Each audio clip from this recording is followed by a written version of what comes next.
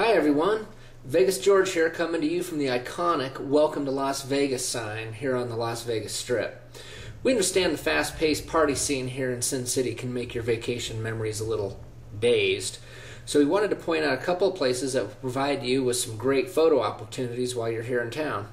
You can start right here at the far south end of the Strip at one of the most photographed landmarks in the city. Who knows, you may get lucky and get photobombed by some hot Vegas showgirls, or even Elvis?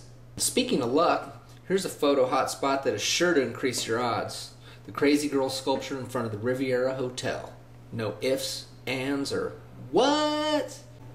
They say that rubbing these butts brings you good luck, so don't forget to cop a feel after you snap your picture. Don't worry, everybody does it. And finally, here's a location where you can get a great photo op and take in a free show at the same time. The Bellagio Fountains. There's a lot going on here, so be sure to walk around the fountains and find that perfect picture spot for you.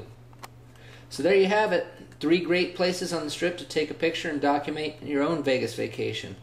The Welcome to Las Vegas sign, the Crazy Girl sculpture, and the famous Bellagio Fountains. Good luck and have fun!